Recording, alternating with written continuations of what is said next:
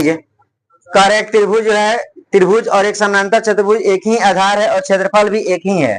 यदि त्रिभुज की भुजाएं 26 सेंटीमीटर, 28 सेंटीमीटर और 30 सेंटीमीटर है, समानांतर चतुर्भुज 28 सेंटीमीटर का आधार पर स्थित है, तो इसकी जो है संगत ऊंचाई ज्ञात करना है।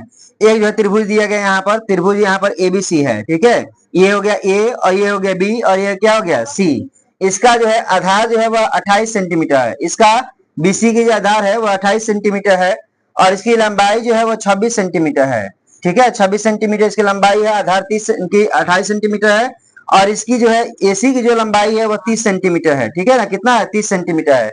एक समानांतर चतुर्भुज बनाया गया है, इसी के ऊपर जो है एबीसी के ऊपर ही एक समानांतर चतुर्भुज बनाया गया है और इसका कार्य है कि त्रिभुज के क्षेत्रफल समानांतर चतुर्भुज के क्षेत्रफल के बराबर है और इसका ऊंचाई ज्ञात करना है। समानांतर चतुर्भुज का क्या निकालना है? ऊंचाई ज्ञात करना है। ऊंचाई ज्ञात करना है, इनकी समानांतर चतुर्भुज ये हो गया, आपका ऊंचाई ये हो गया, ठीक है ना। ये ऊंचाई हो गया, हाइट हो गया, इसको हम लोग एच कहते हैं। एच बराबर में क्वेश्चन दिया गया है। ए हो गया, बी हो गया, सी हो गया, इसका नाम कर दो डी कर दो, इसका नाम कर दो ई, ठीक है।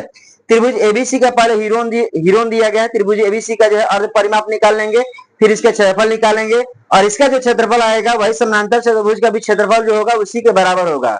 उसके बाद हम लोग इसकी ऊंचाई निकाल सकते हैं। समानांतर चतुर्भुज के क्षेत्रफल होता है आधार गुणे ऊंचाई, ठीक है ना। इसके माध्यम से हम लोग निकाल सकते हैं आसानी से, ठीक है। हाल में लिखेंगे त्रिभुज एबीसी का अर्ध परिमाप यानी कि एस बराबर में क्या हो जाएगा? ए प्लस बी प्लस सी। अब बटा में कितना हो जाएगा? 2। एस बराबर में देखो ए का मान कितना है? 26। बी का मान जो देखिए 28 है और सी का मान कितना है? 30 है, ठीक है।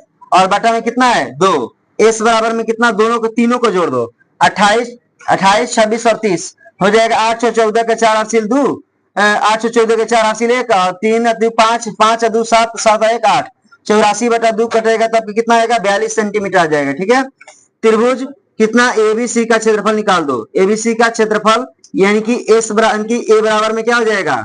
Under root S is equal to S minus A S minus B into S minus C. त्रिभुज एबीसी का क्षेत्रफल निकालना है, under root S is equal to S minus A S minus B into S minus क्या निकालना है? सी, ठीक है। एस का जो वैल्यू आया है कितना है? 42 और इसका 42 माइनस कितना घटाएंगे? 26 और ये भी घटाएंगे तो 42 में से कितना घटाएंगे? 28। 42 माइनस 28 और यहाँ पे है 42 माइनस कितना हो जाएगा? 30 और यहाँ पे हो जाएगा आपका 42। 42 इजकल टू 42 में से 26 घटाओ, 12 में 6 घटेगा तो 6, यहाँ बचेगा कितना?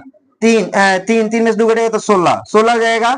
12 में 7 घटेगा तो 4 हो जाएगा और 3 बचेगा, 3 में से 2 घटेगा तो 1, 14 हो जाएगा। और यहाँ पे देखिए 30